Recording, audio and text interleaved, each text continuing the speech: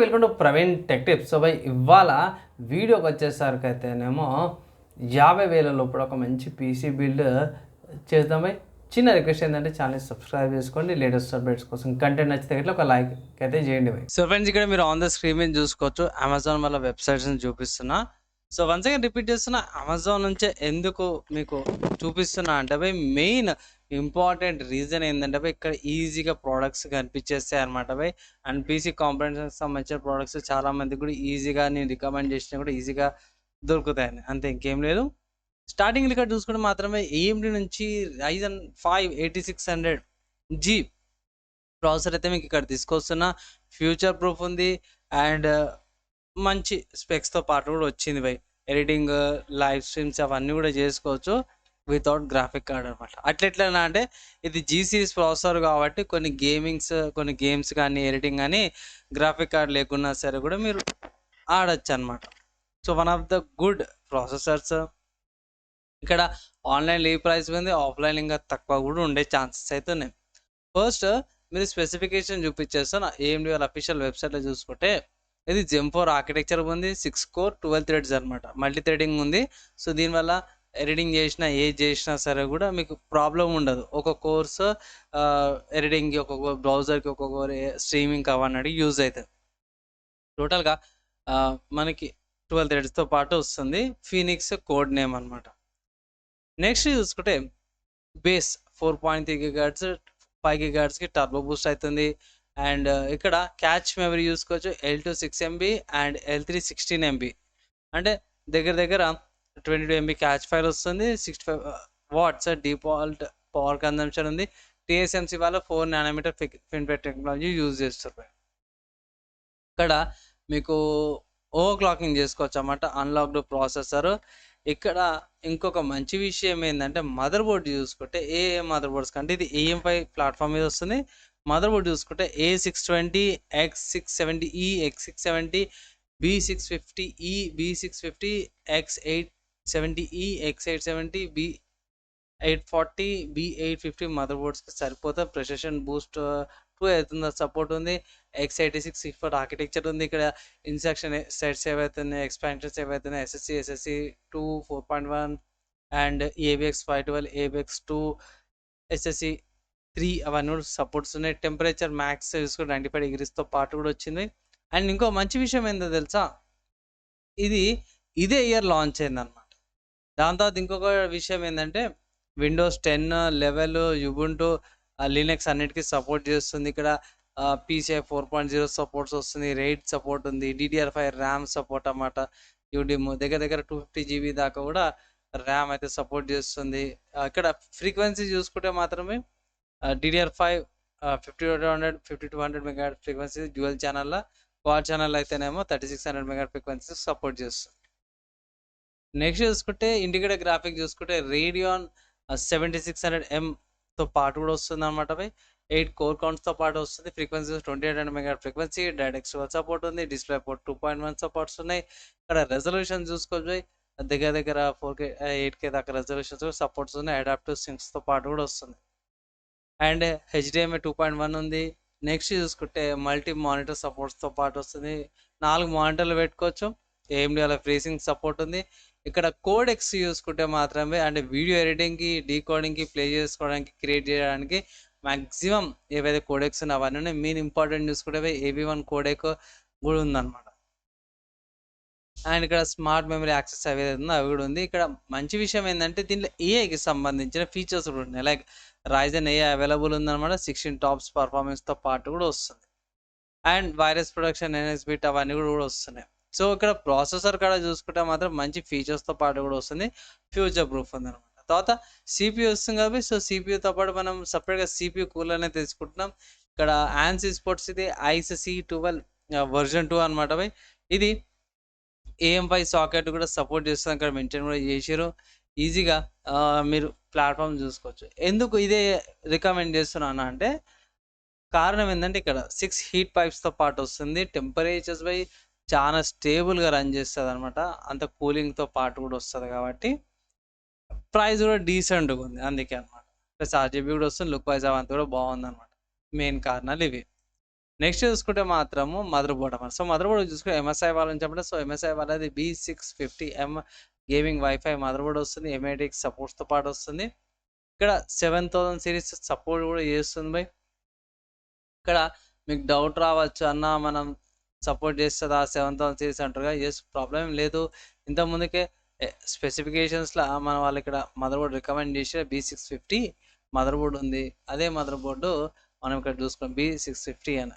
వచ్చేసరికి అయితే వీళ్ళే కొన్ని బ్రాండ్స్ వాళ్ళే కొన్ని ట్యాగ్స్ చేసుకుంటాయి, కానీ ఇక్కడ యాక్చువల్లీ చూసుకుంటే ఇక్కడ B650 అని ఉంది కదా. సో కంపాటబుల్ కాకపోతే ఇట్లా బయోస్ అప్డేట్ చేసుకోవచ్చు అనమాట. మదర్ బోర్డ్కి వచ్చేసరికి అయితే పెద్దగా ఏం లేవు, 2 ర్యామ్ స్లాట్లు వస్తున్నాయి. ఎక్కువ అప్గ్రేడబిలిటీ లేదు ర్యామ్ దగ్గర, కానీ మీకు సరిపోతుంది. నెక్స్ట్ పవర్ కనెక్టర్ వస్తుంది, USB 3.0 సపోర్ట్స్ వస్తున్నాయి. 2 M.2 స్లాట్స్, ఒకటి హీట్ సింక్తో పాటు వస్తుంది, ఒకటి వితౌట్ హీట్ సింక్ PCI లేన్తో పాటు వస్తుంది, గ్రాఫిక్ కార్డ్ సపోర్ట్స్తో పాటు కూడా వస్తుంది అనమాట. ఇక్కడ సైడ్లో కూడా చూసుకోవచ్చు. అండ్ మంచి విషయం ఏంటంటే ఇక్కడ వైఫై అండ్ బ్లూటూత్ సంబంధించిన పోర్ట్స్ వస్తున్నాయి.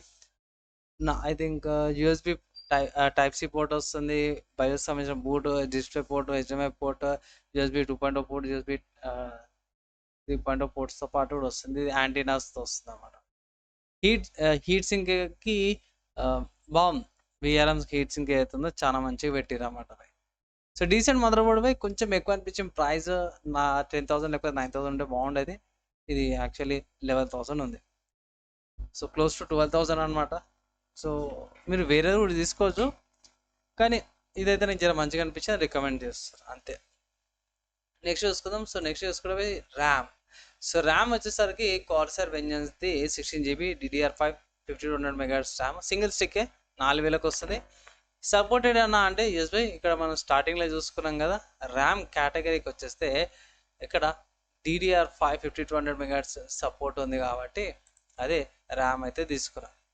నెక్స్ట్ దీని తర్వాత నెక్స్ట్ ఏం తీసుకుంటాం, ర్యామ్ అయిపోయినాక డైరెక్ట్ స్టోరేజే కదా. సో స్టోరేజ్ చూసుకుంటే క్రూషల్ వాళ్ళది P3+ తీసుకుంటున్నాం. ఇక్కడ నార్మల్ P3 కూడా కాదు, P3+ అమెజాన్లో రికార్డ్ చేసే టైంకి అయితే ఇక్కడ 3000 రూపీస్తో పాటు వస్తుంది. PCI 4.0 సపోర్ట్ ఉంది.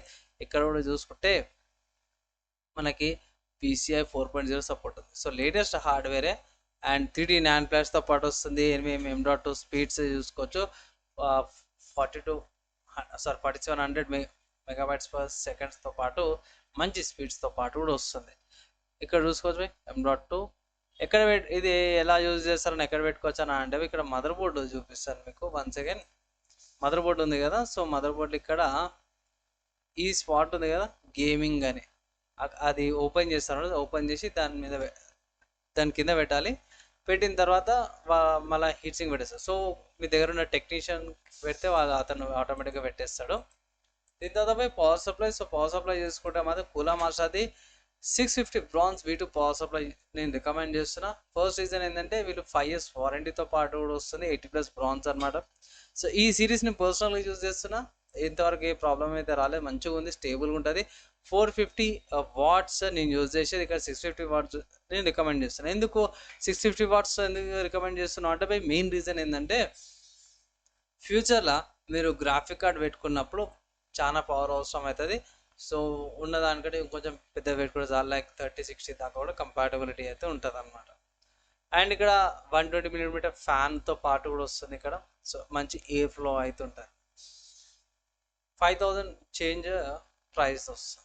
ఇవన్నీ కలుపుకొనేసి పార్ట్స్ ఏవైతే ఉన్నాయో అవన్నీ కలుపుకొని ఒక క్యాబినెట్ అయితే పెట్టాలి కదా. సో ఆ క్యాబినెట్ చూసుకుంటే ఇట్లా యాంట్ ఈస్పోర్ట్స్ది ఐస్ మిడ్ టవర్ క్యాబినెట్ అయితే తీసుకున్నాం.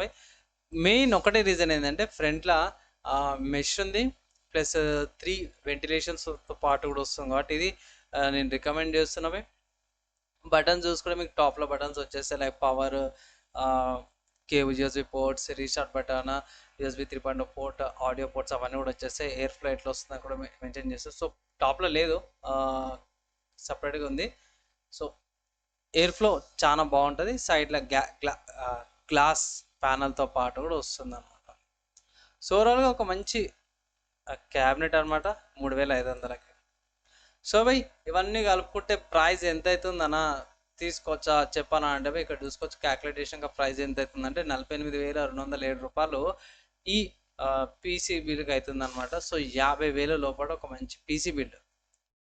అన్న ఒక్క నిమిషం ఆగే, ఈ పీసీ ప్రాసెసరు సరిపోతుందా అంటే ఎస్ సరిపోతుంది. బేసిక్ వాటికి చిన్న చిన్న వ్యూ ఎడిటింగ్స్ కూడా సరిపోతుంది. లైక్ 1080p 2-3 లేయర్స్తో పాటు మీరు ఎడిటింగ్ చేసుకోవచ్చు. డిస్ప్లే వచ్చేస్తుంది, గ్రాఫిక్ కార్డ్ లేకుండా కూడా డిస్ప్లే విజువల్ చూసుకోవచ్చు అనమాట. చాలా మంచి ప్రాసెసరు, గేమింగ్ కానీ ఎడిటింగ్ కానీ మీకు ఏ ఇబ్బంది లేకుండా రన్ చేసుకోవచ్చు అనమాట. సో బై ఈ పీసీ బిల్డ్కి సంబంధించిన ఏమైనా క్వశ్చన్స్, ఏమైనా డౌట్స్ ఉంటే ఇట్లా కింద కామెంట్ చేయండి. మ్యాక్సిమం ట్రై చేస్తాను బై రిప్లైనింగ్కే. ఈ వీడియో ఇక్కడ దాకా ఎవరితో చూసిరా బై వాళ్ళందరికీ థ్యాంక్స్. కంటెంట్ గిట్లా నచ్చితే గిట్లా ఒక లైక్ అయితే చేయండి. సో ఫ్రెండ్స్, మీరు 50,000 లోపల ఒక మంచి పీసీ బిల్ అయితే చూసారు కదా. సో సామాన్యంగా ఈ ప్రాసెసర్ యూజ్ చేయను.